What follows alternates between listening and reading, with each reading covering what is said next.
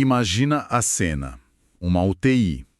Um alarme dispara, o monitor pisca um número preocupante. Pressão arterial baixa.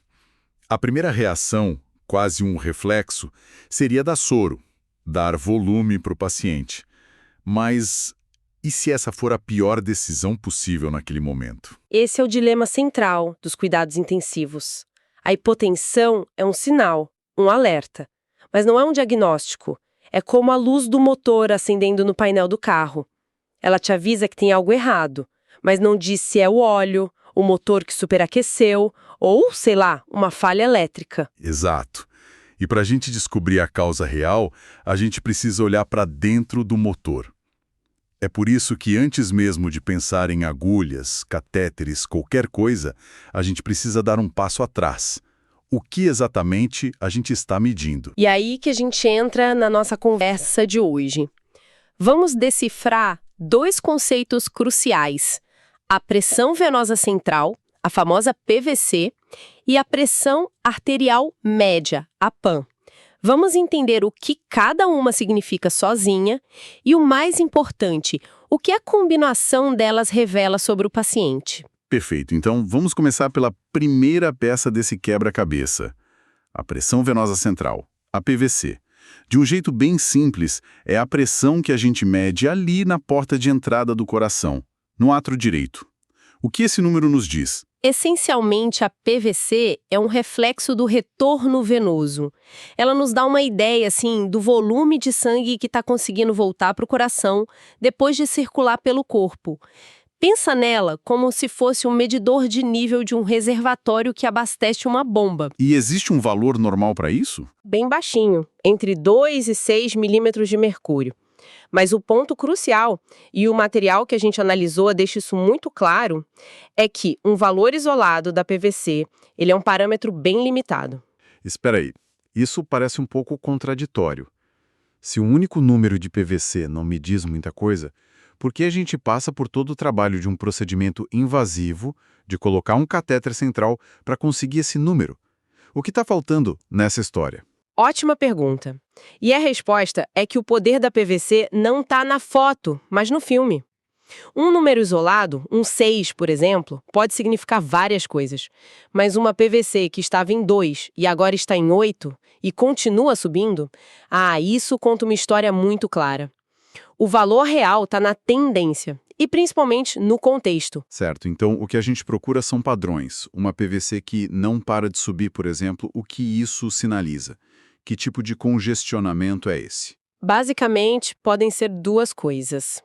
A primeira, mais óbvia, é que tem volume demais no sistema. O paciente recebeu muito soro e o coração não está dando conta. É a tal da hipervolemia. E a segunda? A segunda é mais perigosa. O volume pode até estar normal, mas o ventrículo direito, que é a câmara do coração que recebe esse sangue, está falhando. Ele não tem força para bombear o sangue para frente. Então o sangue meio que represa ali atrás e a pressão sobe. Entendi. E o cenário oposto? Uma PVC que está sempre baixa ou que está caindo.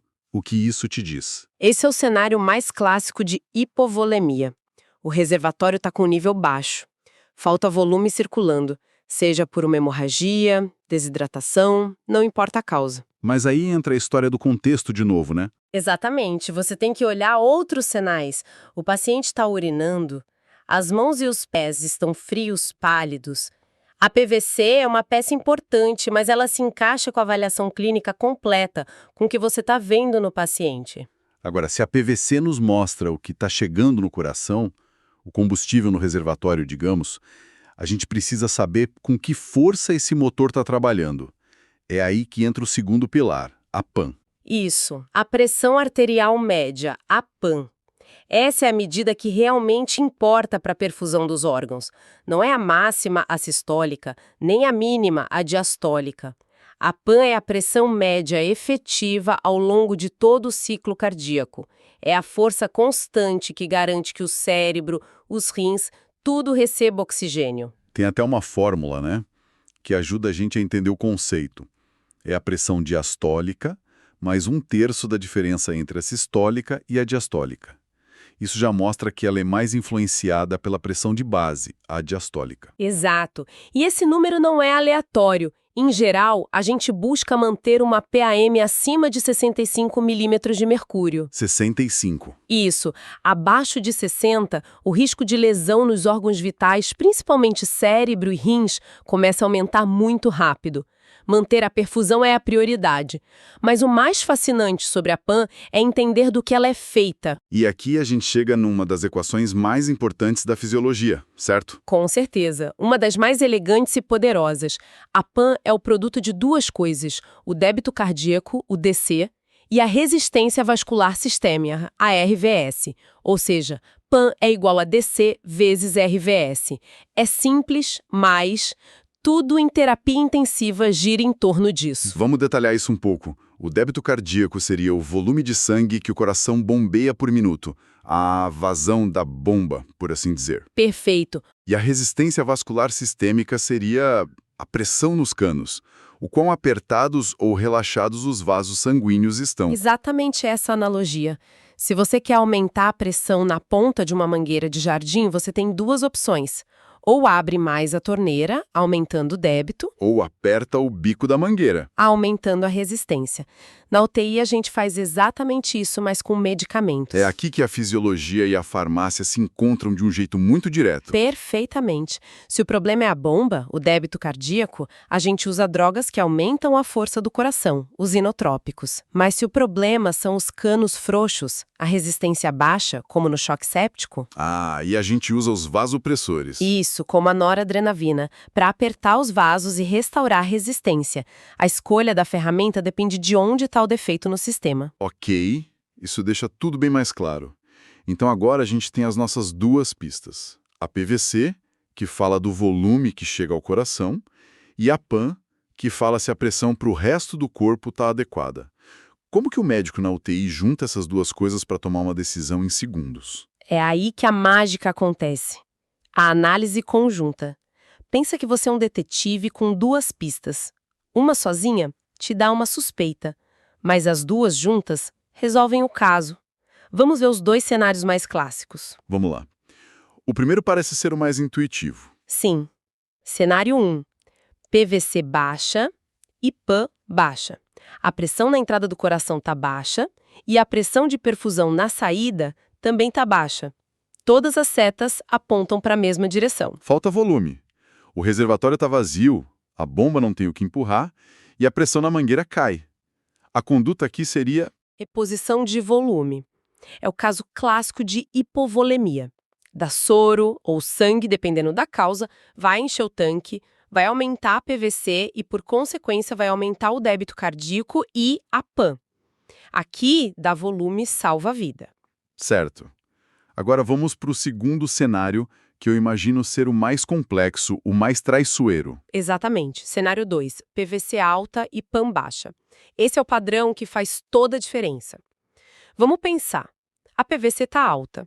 Isso nos diz que o reservatório está cheio, talvez até transbordando. Não falta volume chegando no coração. Mas a PAN está baixa. Mesmo com o tanque cheio, a pressão na saída do sistema é insuficiente. A perfusão dos órgãos está em risco. E o que isso nos diz? Que o problema não é o combustível, é o motor. Isso é um sinal clássico de falência de bomba. É o que a gente vê no choque cardiogênico.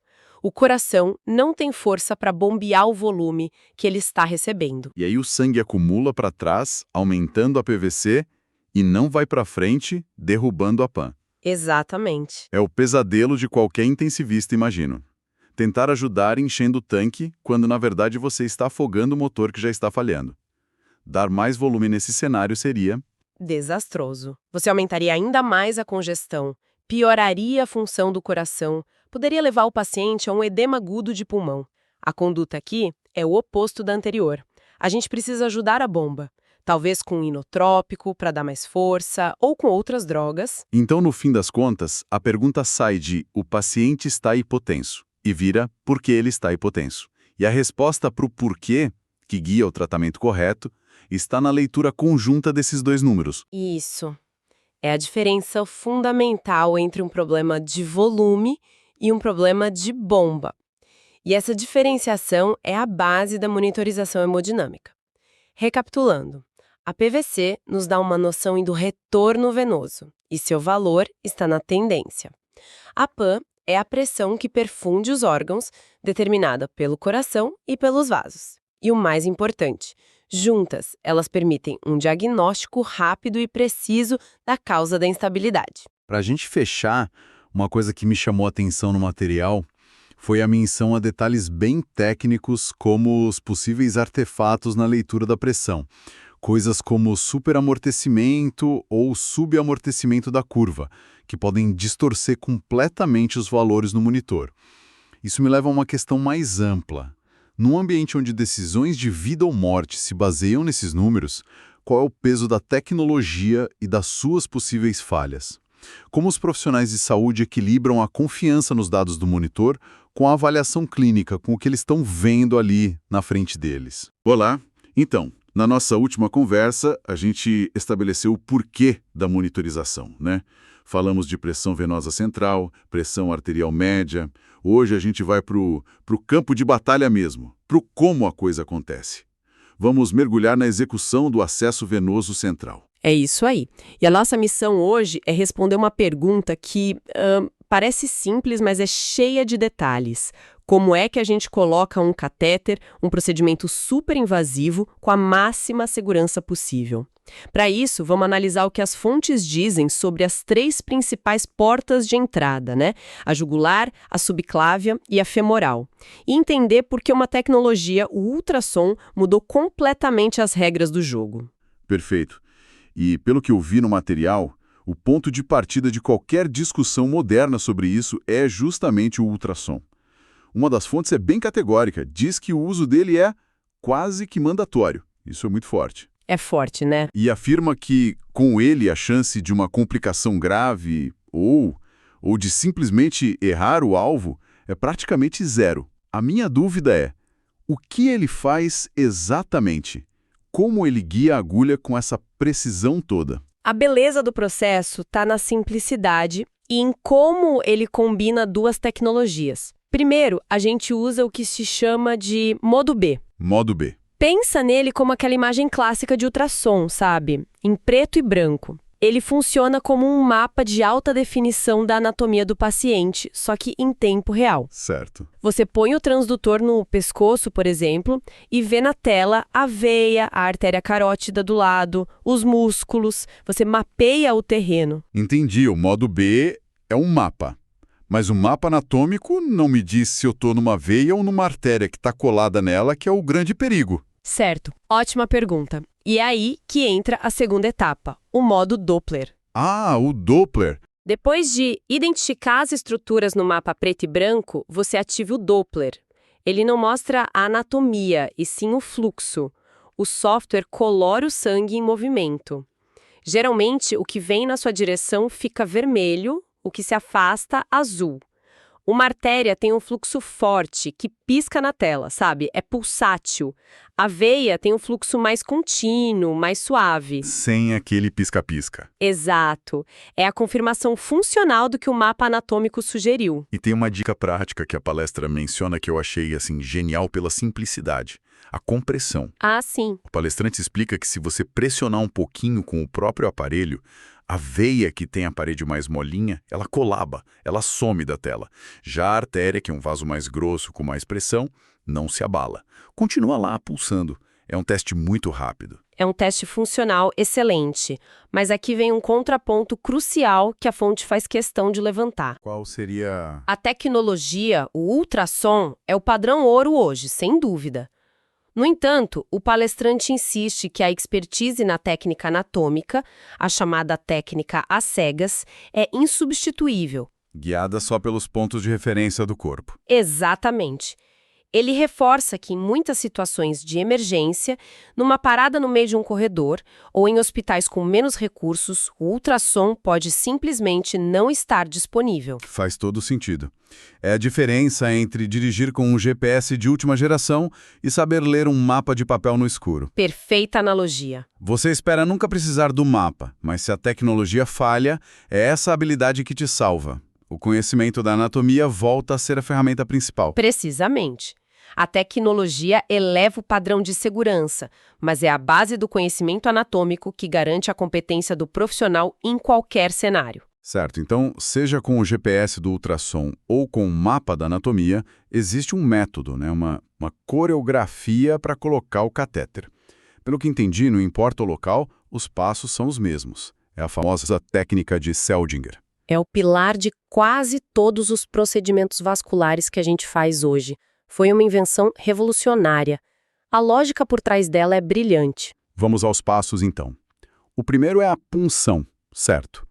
Agulha, seringa, aspirar até vir sangue. Isso. Sangue venoso, escuro, sem pulso. Ok, a agulha está no lugar.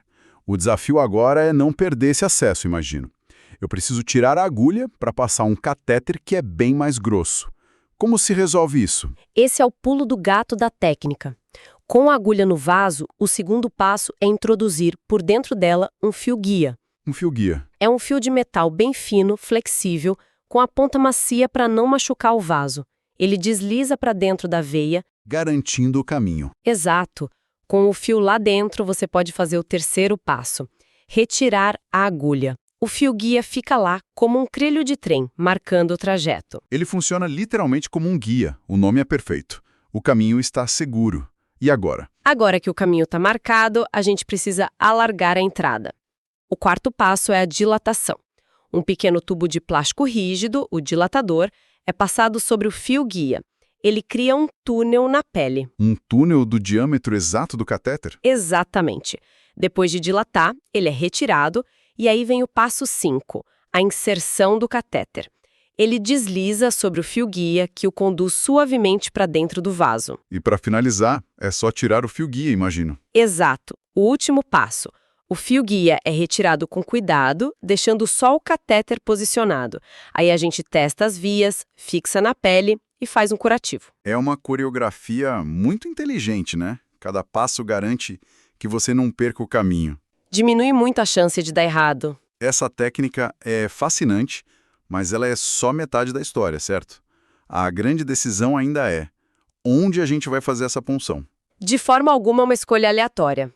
É uma decisão estratégica que leva em conta a anatomia, a urgência e principalmente os riscos de cada local. Então vamos começar pela que as fontes apontam como a preferida, a veia jugular interna, especificamente a do lado direito.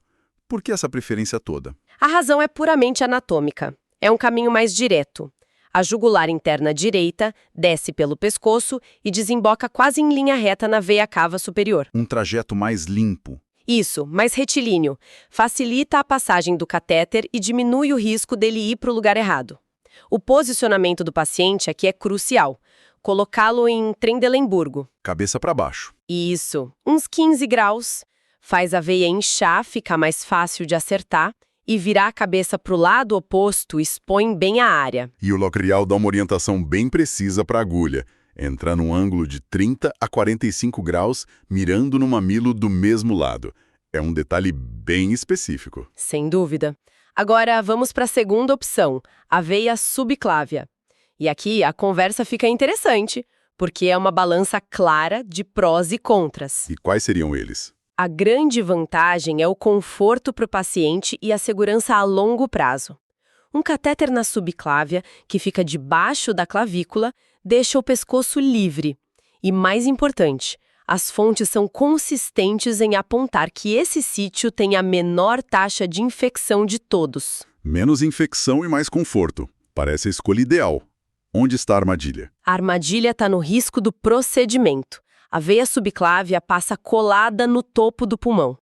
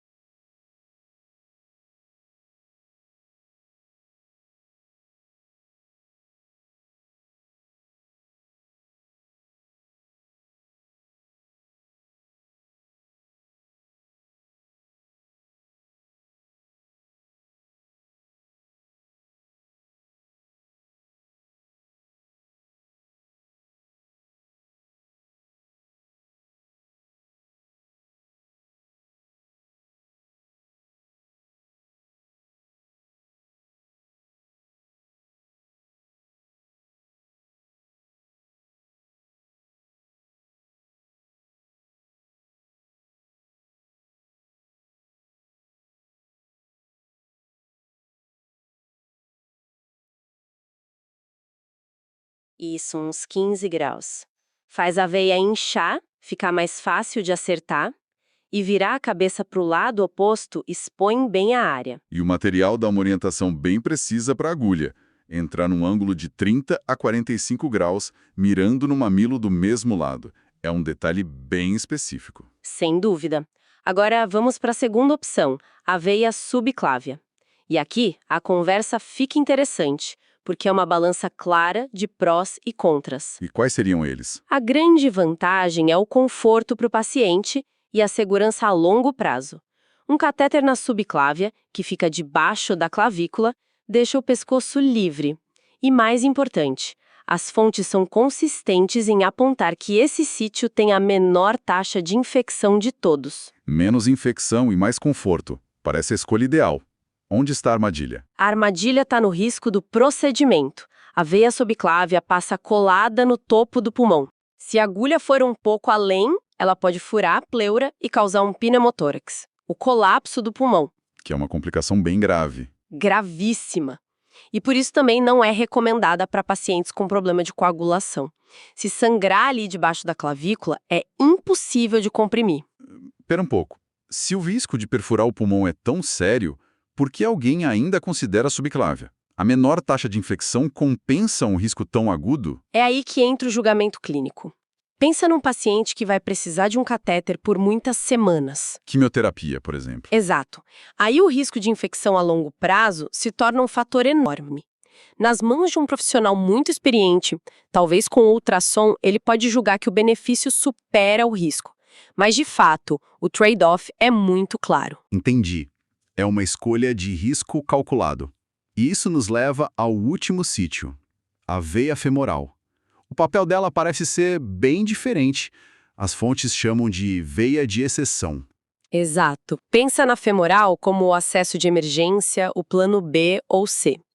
Numa parada cardíaca, por exemplo, o pescoço e o tórax estão ocupados. Com a intubação, as massagens... Isso. A virilha se torna o local mais acessível e rápido. A anatomia ali é guiada por um mnemônico fácil, VAN. VAN. Sim.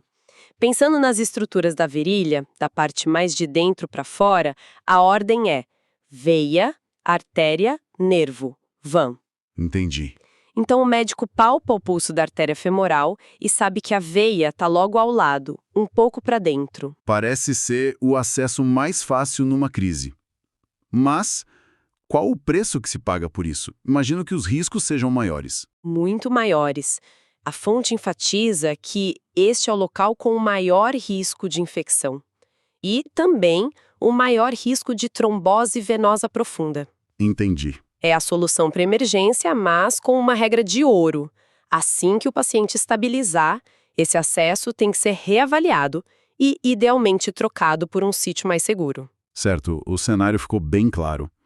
Se a gente for resumir o que as fontes nos trouxeram, primeiro, o ultrassom não é mais um luxo. Mudou o paradigma de segurança. Com certeza. Segundo, a técnica de Seldinger é a gramática universal para inserir qualquer catéter. E, por fim, a escolha do local. Jugular, subclávia ou femoral. É um cálculo complexo de risco, benefício e urgência. Perfeito. O que fica claro é que o ultrassom mudou a filosofia.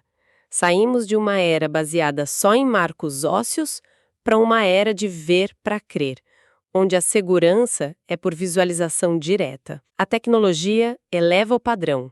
A técnica padroniza a execução, mas, no fim, nada substitui o julgamento clínico para decidir o que é melhor para aquele paciente. E para fechar, a palestra que a gente analisou levanta um ponto que me deixou pensando.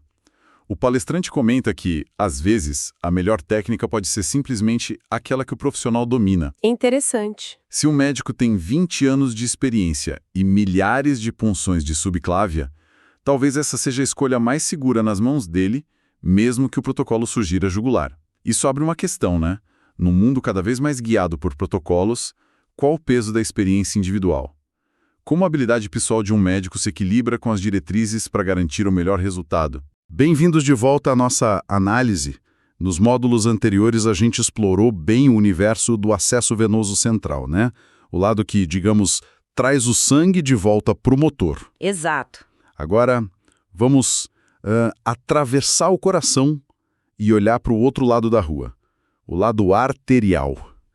A tubulação de alta pressão que leva vida para o corpo todo. E essa mudança de perspectiva é, fundamental.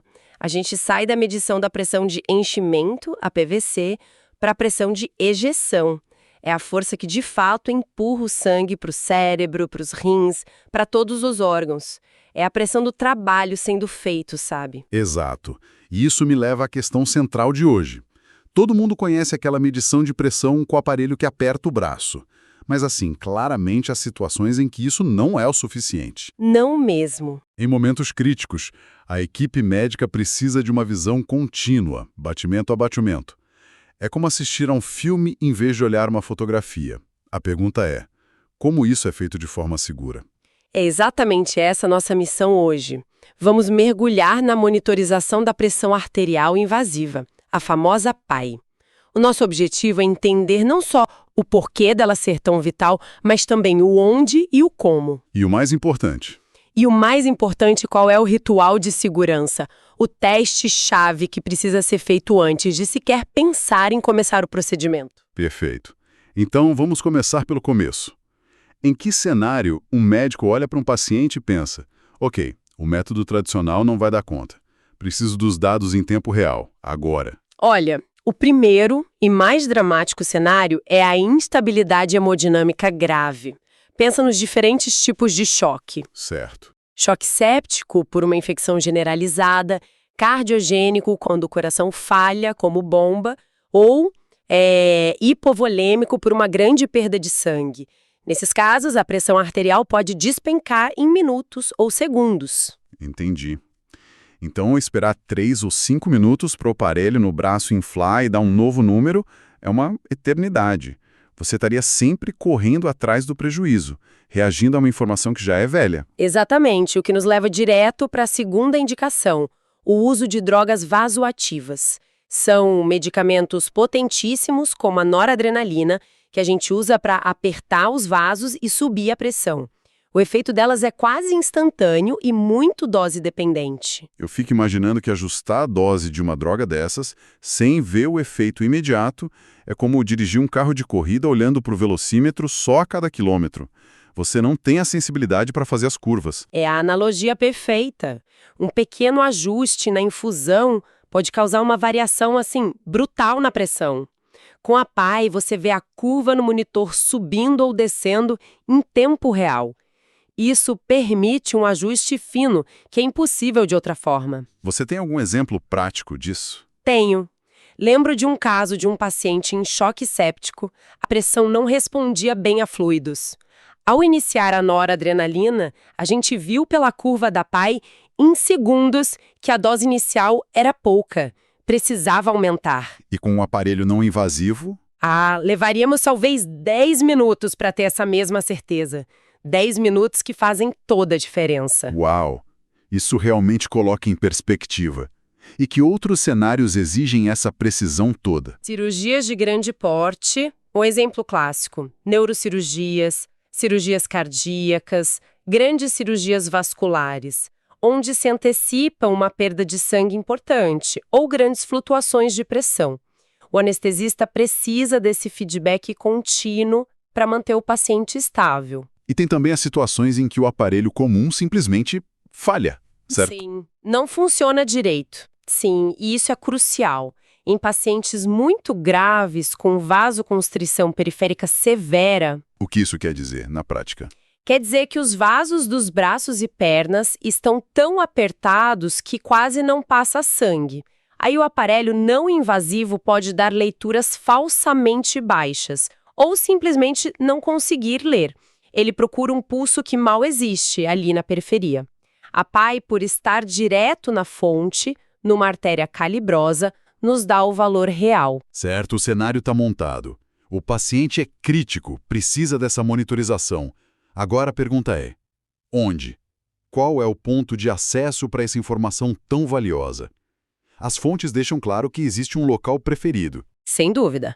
O local de eleição, o padrão ouro, é a artéria radial. É aquela artéria no punho, sabe? Onde a gente sente o pulso com facilidade. na lateral do tendão do flexor radial do carpo. E por que justamente ali? Imagino que não seja por acaso. De forma alguma. A escolha é uma combinação assim brilhante de acessibilidade e segurança. Primeiro, ela é superficial, fácil de localizar, o que facilita a punção. Segundo, ela está relativamente longe de nervos importantes, diminuindo o risco de lesões. Mas você disse que tinha algo a mais. Sim, a verdadeira genialidade por trás dessa escolha é a anatomia vascular da mão. Espera um pouco. Quer dizer que a mão tem um design que a torna especialmente segura para esse tipo de procedimento? Exatamente. A mão não depende de uma única fonte de sangue.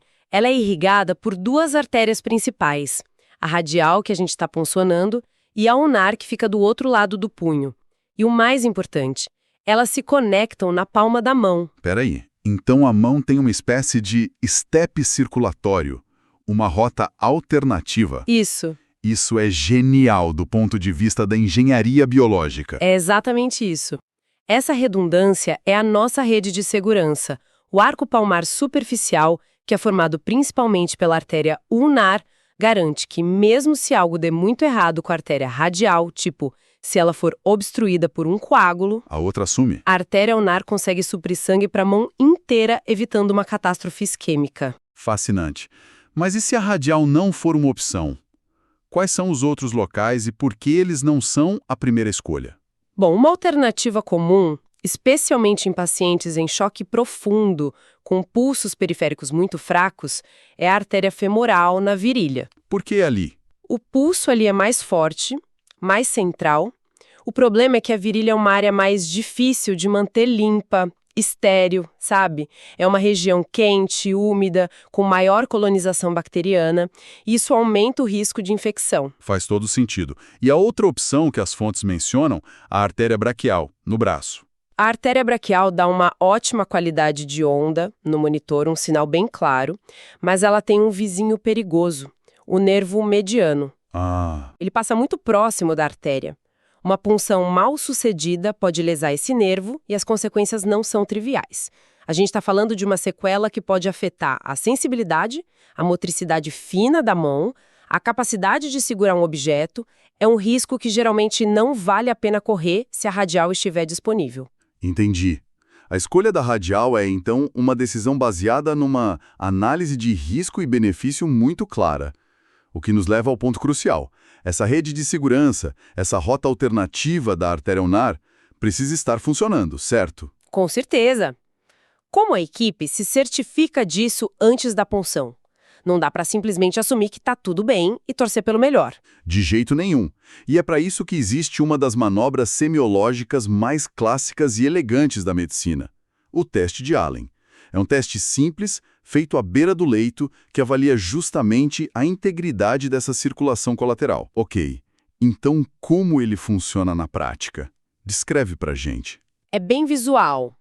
Primeiro, o profissional pede ao paciente para fechar a mão com força e então comprime simultaneamente as artérias radial e ulnar no punho, interrompendo o fluxo de sangue para a mão.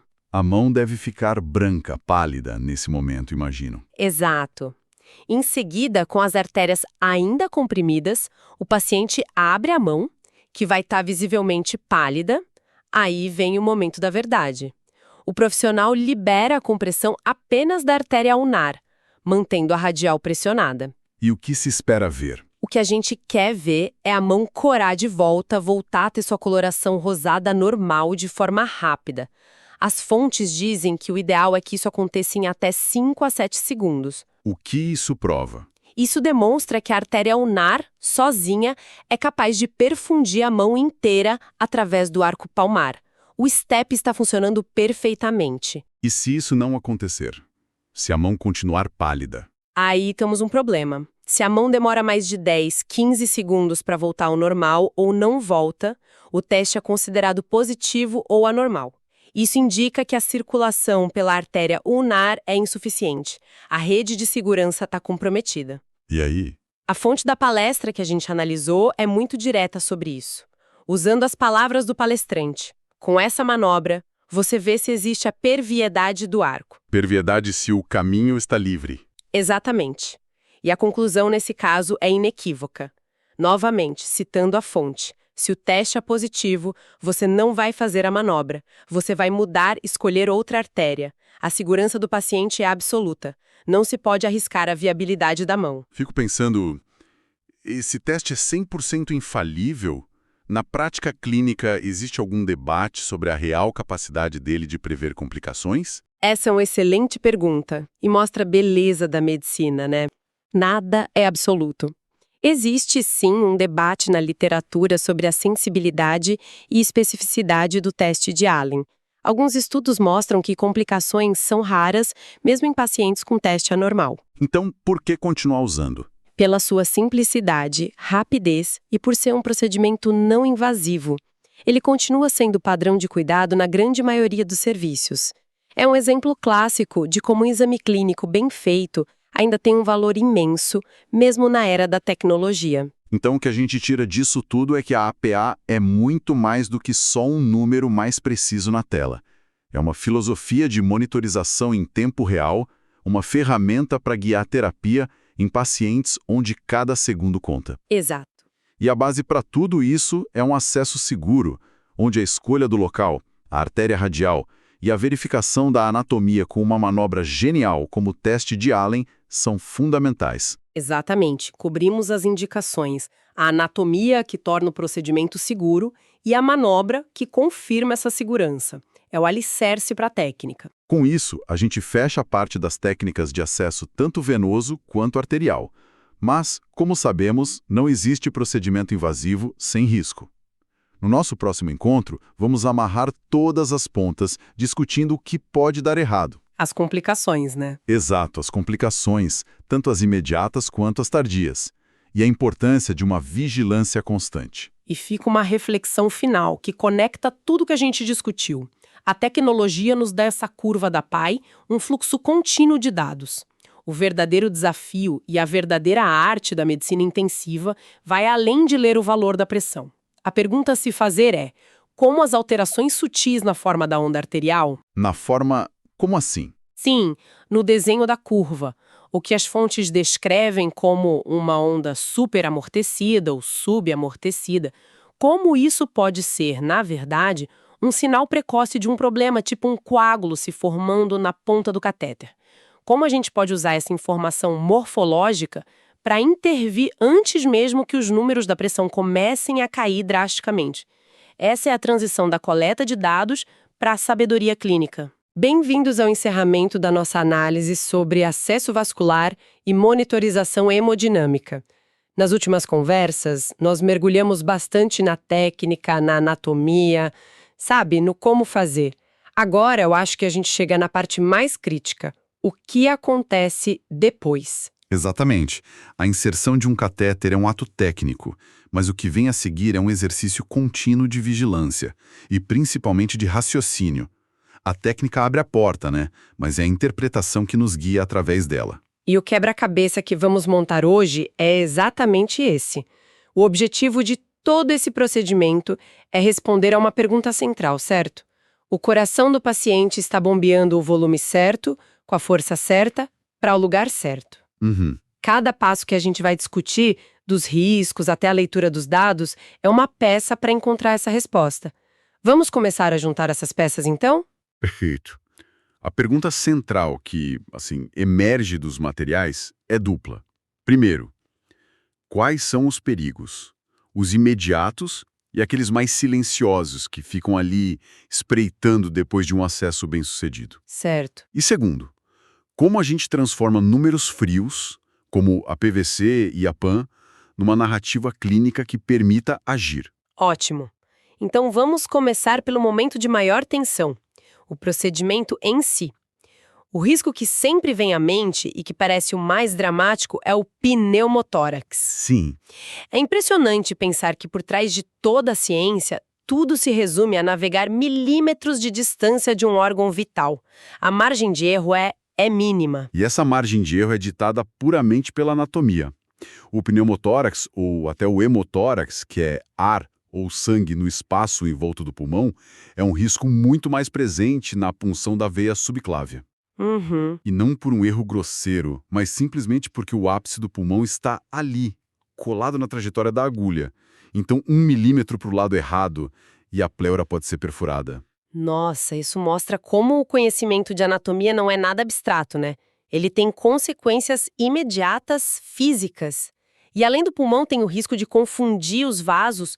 O que acontece quando a artéria é puncionada por engano? É um erro clássico, mas felizmente os sinais são bem claros. O sangue arterial tem uma personalidade diferente. Personalidade? Como assim? Ele é vermelho vivo e, mais importante, ele é pulsátil. Ele empurra o êmbolo da seringa com a força do batimento cardíaco, sabe? O sangue venoso é mais escuro, mais passivo. Ele precisa ser aspirado. É uma distinção fundamental para evitar uma cateterização arterial acidental, Entendi. o que teria complicações bem sérias. Agora, uma coisa que me surpreendeu nos materiais foi a menção de arritmias durante a passagem do fio-guia. Intuitivamente, isso soa como um sinal de alerta máximo, algo que faria qualquer um parar o procedimento na hora. Sim, a primeira impressão é essa. Mas os materiais tratam isso quase como um marco de progresso. Como isso funciona? Essa é uma observação excelente e é um paradoxo interessante da medicina intensiva. O fio-guia para que o catéter fique na posição correta precisa atravessar o átrio direito. Certo? Ao tocar o endocárdio, a parede interna do coração, ele pode gerar extrasístoles, uma arritmia temporária. Mas, em vez de pânico, a equipe experiente vê isso como um sinal de localização. Ah, Tipo, ok, chegamos no coração. A arritmia geralmente para assim que o fio é puxado um pouquinho para trás para a posição final na junção da veia cava. É um evento esperado, monitorado, não necessariamente uma complicação. entendi. É um risco calculado.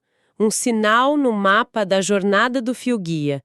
E é fascinante pensar que, mesmo depois de navegar por esses riscos imediatos com sucesso, a equipe não pode relaxar. De jeito nenhum. Na verdade, a análise sugere que os perigos mais silenciosos são os que vêm depois, quando o catéter já está lá, faz parte do cenário do paciente. Correto. Superada a adrenalina da inserção, começam as ameaças de longo prazo. E as duas principais são infecção e trombose. A infecção de corrente sanguínea relacionada ao catéter é uma das complicações mais temidas na UTI. Imagino, é uma porta de entrada direta. Exato. Uma porta de entrada direta para a corrente sanguínea. Por isso a ênfase tão grande na técnica séptica rigorosa e nos bundles de prevenção, que são pacotes de medidas, como os da Anvisa e do CDC. E é interessante que o local do acesso influencia esse risco.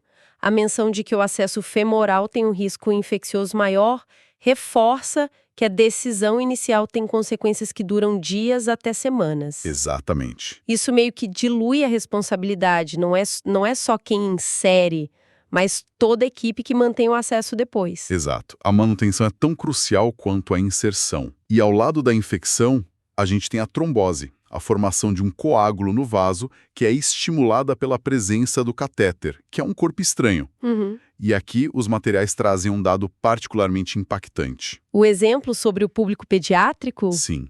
Em crianças, a principal causa de trombose venosa não está ligada a fatores de risco clássicos que a gente pensa como imobilidade ou algo assim. E sim ao quê? Ao uso de catéteres de longa permanência para quimioterapia. Isso é um dado realmente pesado. Sim, é. Ele transforma a trombose de uma complicação abstrata numa realidade muito concreta e difícil para um grupo específico de pacientes, né? Totalmente. Mostra o peso das decisões que a equipe médica carrega. Um dispositivo que permite um tratamento que salva vidas também se torna o principal fator de risco para outra doença grave. Precisamente. É o dilema constante do risco-benefício na medicina. O que nos leva a uma pergunta lógica. Com tantos riscos, imediatos e tardios, como a equipe garante que o procedimento foi bem sucedido? Como todos dormem à noite sabendo que o catéter está exatamente onde deveria estar? A resposta está em uma palavra: verificação. E o padrão ouro para essa verificação pós-procedimento, para qualquer acesso central no tórax ou pescoço, é a radiografia de tórax. Ela não é opcional, é mandatória. E ela cumpre duas funções, certo? Não é só para ver a posição do catéter. Exato. É uma dupla checagem de segurança. A primeira função, a mais óbvia, é confirmar a posição da ponta do catéter. Ela precisa estar na transição entre a veia cava superior e o átrio direito. Uhum. Um pouco para dentro, e ele pode causar arritmias. Um pouco para fora, e as medidas de pressão não são confiáveis. E a segunda função, que é a rede de segurança para os riscos imediatos, é descartar categoricamente um pneumotórax. Aquele que pode não ter sido aparente na hora. Exatamente. Um que pode não ter sido clinicamente aparente no momento da punção. Mas isso me faz pensar, com o ultrassom se tornando tão preciso, sendo o tal padrão ouro para guiar a inserção em tempo real, ainda existe debate sobre a real necessidade da radiografia em todos os casos? Evitando a artéria, evitando o pulmão, Certo. Ele reduz muito as complicações. drasticamente. No entanto, a radiografia ainda é considerada a confirmação final. Pense nela como a checagem cruzada na aviação. Mesmo que os instrumentos digam que está tudo bem, uma verificação visual ou por outro sistema é necessária. Por enquanto, a radiografia é essa barreira. Entendi. A radiografia confirma o que o ultrassom previne. E isso nos leva, finalmente, ao momento da verdade. Passamos pelos riscos, pelas checagens, o catéter está no lugar, aí começam a surgir os números no monitor. PVC, PAN. E aqui, os materiais fazem um alerta crucial. Um número isolado é um parâmetro limitado. Ter os dados não significa ter a resposta. Esse é o ponto central de toda a discussão. É aqui que a medicina deixa de ser uma técnica e se torna uma arte interpretativa. O que as fontes mostram é que a PAN nos diz se o corpo está recebendo sangue, mas a PVC nos diz por que isso pode não estar acontecendo. Gostei da analogia. É a diferença entre um tanque vazio e uma bomba quebrada. Sem a PVC, muitas vezes estamos só adivinhando a causa do problema. E os exemplos práticos ajudam a solidificar essa ideia. Vamos explorar o primeiro cenário: PVC baixa e PAN baixa. E esse é o quadro clássico de hipovolemia. A PVC, que reflete a pressão de enchimento do coração, está baixa porque tem pouco volume voltando para ele. O tanque está vazio. Faz sentido. Consequentemente, a bomba cardíaca não tem o que ejetar e a pressão no sistema todo, a PAN, cai. É o cenário de uma grande hemorragia, de uma desidratação grave. A solução aqui é clara: encher o tanque, administrar fluidos ou sangue. Perfeito. Mas e se a PAN estiver igualmente baixa, mas a PVC nos contar uma história completamente diferente, o cenário de PVC alta e PAN baixa? Agora o problema muda radicalmente. Uma PVC alta significa que o sangue está chegando ao coração, até demais. Ele está se acumulando antes da bomba. A pressão de enchimento está elevada. Ok. Mas a PAN está baixa. Isso nos diz que, apesar de o tanque estar cheio, a bomba não tem força para ejetar esse sangue para o corpo. Falência de bomba. Exato. Sugere falência de bomba, como a gente vê no choque cardiogênico depois de um infarto extenso. Dar mais volume a esse paciente seria um desastre. Seria como afogar um motor que já está engasgado. Aqui a solução são drogas para ajudar o coração a contrair com mais força. Então, a mesma PAN baixa pode exigir tratamentos que são opostos. A PVC é a bússola que aponta para a causa. Isso é fascinante. E tem um terceiro cenário, talvez o mais complexo, que é a sepse, a infecção generalizada. Na sepse, os vasos sanguíneos dilatam, perdem o tônus. O sistema circulatório vira um continente muito grande para o volume de sangue que existe. Certo. Nesse caso, a PAN vai estar baixa, mas a PVC pode estar baixa, normal ou até alta. Depende da fase do choque, da resposta do coração.